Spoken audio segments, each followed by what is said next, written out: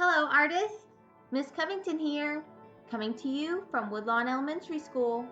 Today we're going to be learning about one of my favorite artists, Jen Aranyi, and creating landscapes inspired by her.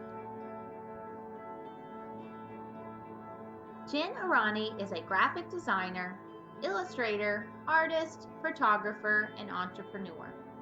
She earned her Bachelor of Fine Arts degree in illustration, and her work has been featured in several books and magazines. She is a watercolor nature artist and graphic designer. Her artwork is heavily influenced by nature and the world around her. She is drawn to bright colors and often creates work with vibrant pops of color which contrast with simplified black and white line art. Her work predominantly features landscapes and nature scenery and often incorporates colorful night skies dotted with stars and constellations. Her art can be found on most social media platforms and has inspired teachers around the globe to create lessons on her work. Jen Aranyi loves being outdoors and tries to go hiking in her hometown of Michigan just about every weekend. If she's not drawing, painting, or off getting lost in the woods somewhere, she's most likely dancing around the living room, listening to music, or singing and playing her ukulele. The elements of art that we are going to use in this project are line, shape, color, texture, and space. The elements of art included in this image are shading, perspective, and some texture. We have shape from the mountains. To make this shape look more realistic, we've added shading, causing these to create a form which looks more realistic. We've also incorporated some trees. The trees that are further away or closer to the mountains appear smaller, and as they get closer to the viewer, they become larger. We're also going to be incorporating texture in our landscapes because these different elements in the scenery feel different ways. And so texture will make our artwork look more realistic. And finally, we're going to be adding a pop of color in the sky, just like Jen Aranyi would do in her sky. We're going to be talking about cool and warm colors.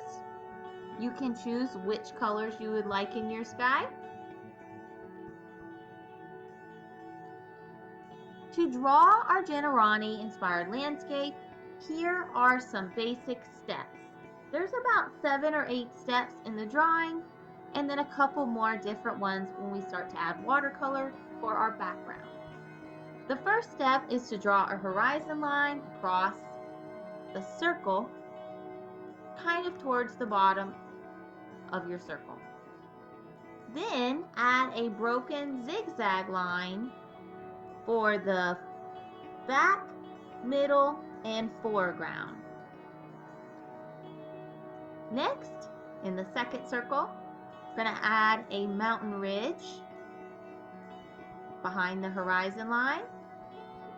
Number 4, add a shadow line on the left side of each mountain. Number 5, add lines for trees.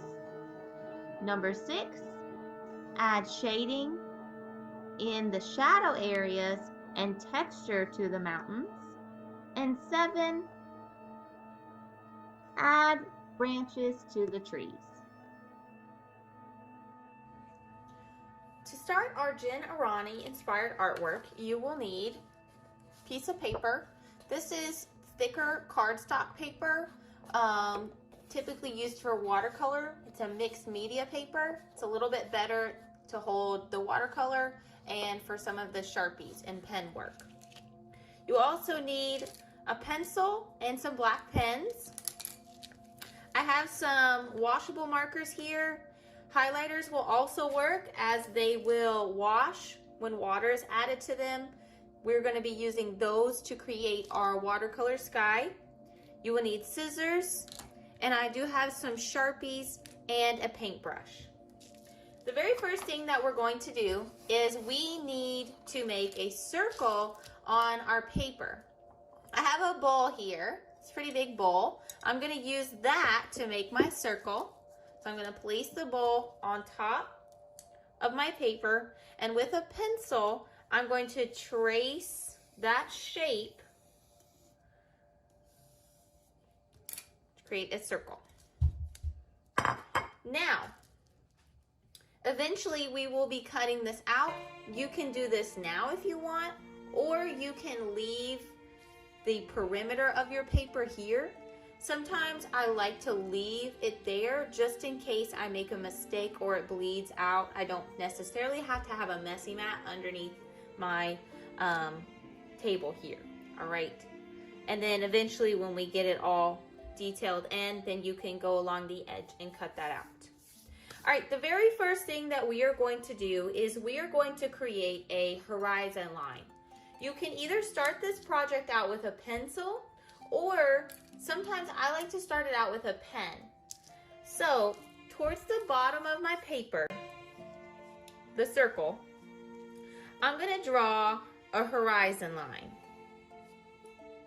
From the horizon line, I'm going to make some zigzag lines that are kind of broken, that come from the background, middle ground, and then to the foreground of my paper. Behind the horizon line, I'm going to draw a jagged edge to represent my mountaintop.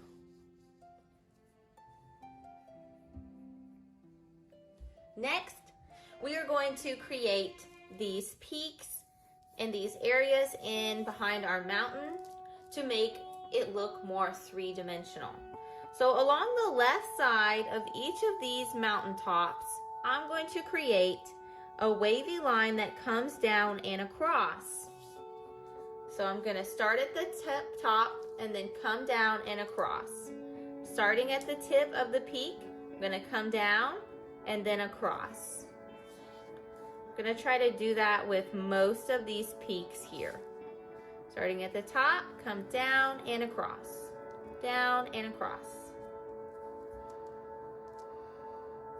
Some of your mountain ridges you may want to extend further down, so it looks like some are more in front than others.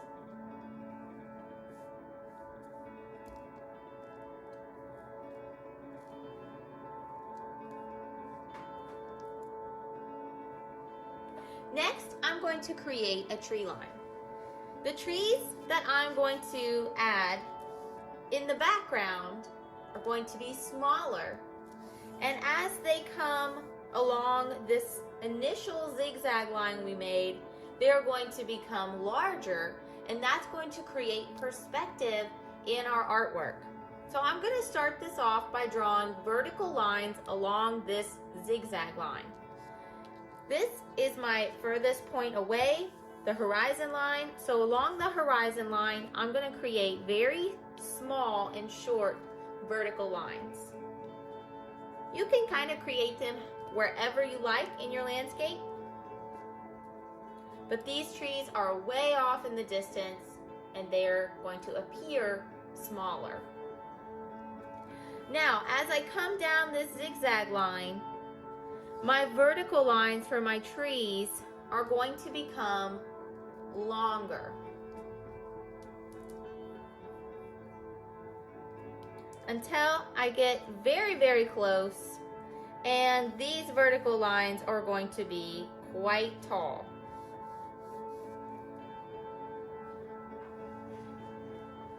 Now, let's add a little bit of shading. These areas in my mountaintop are going to appear dark. It's where the shadows of my mountains are. So inside, we are going to do a technique called hatching. Hatching is a shading technique used to show dark areas or light areas.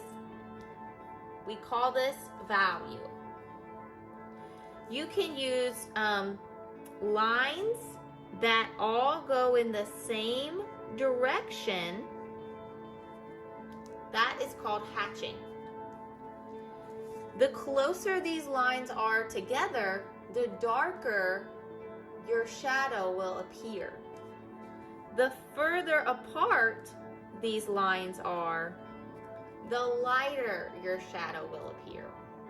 I want my shadow on my mountains to appear fairly dark. So I want these lines to be close to each other.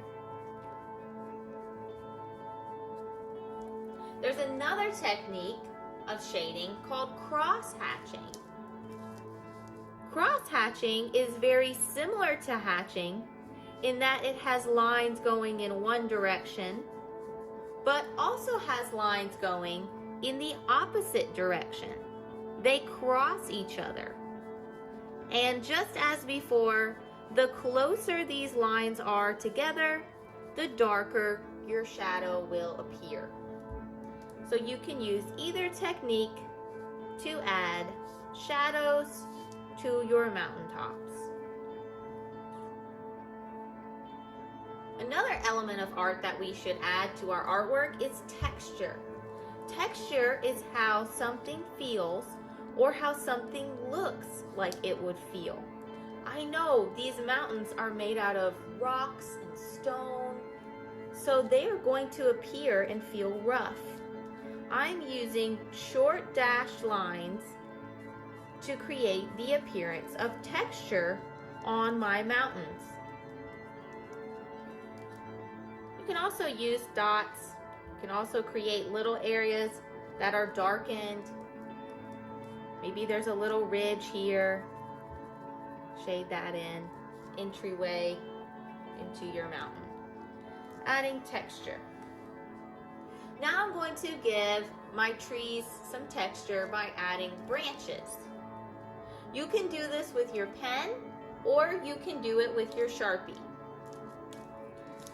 I'm going to start by creating some branches in the tree that is the furthest away. I'm not necessarily going to see too much detail in this tree because if we were going to look outside and see a tree in nature really far away, we would not be able to see much detail on that at all. Just slight impressions of branches. As I start to add more branches to the trees that are closer, they will in fact have more detail and we will be able to see more things on them.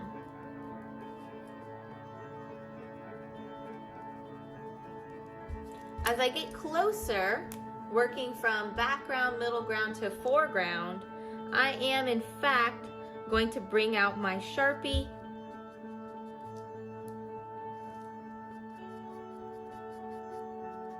and add branches.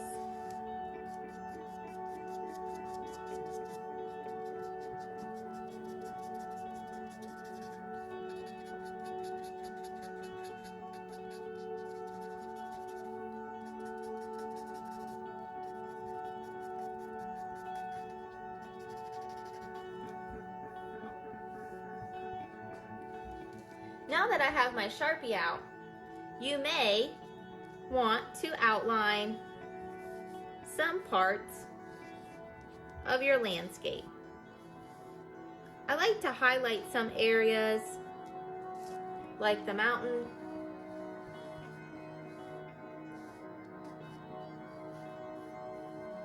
I'm going to leave the texture on the mountain and the shading on the mountain pen. And I'm highlighting some areas with my Sharpie. You can add more details like rocks, craters, rivers, anything that you would like to add to your landscape as well.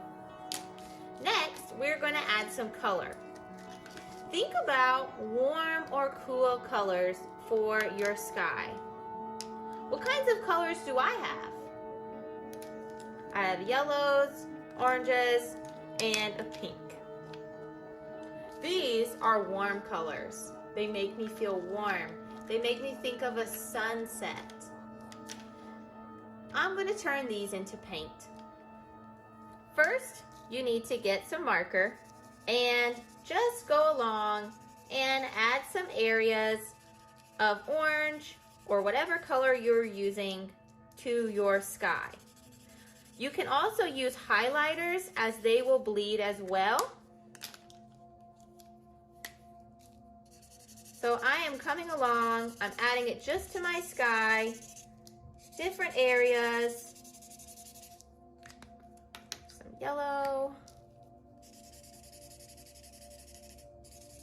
You can even overlap some of these colors.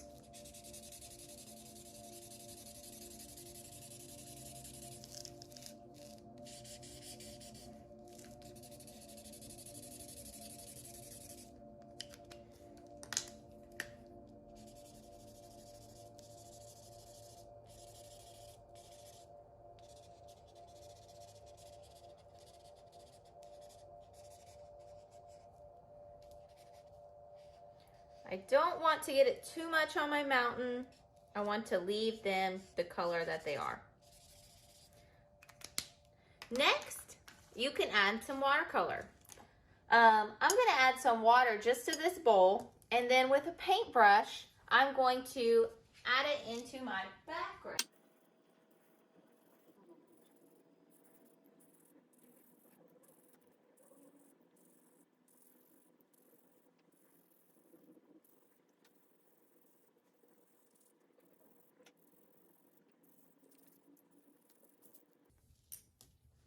When this is all dry, you can come back along and add stars to your sky, whatever you wish.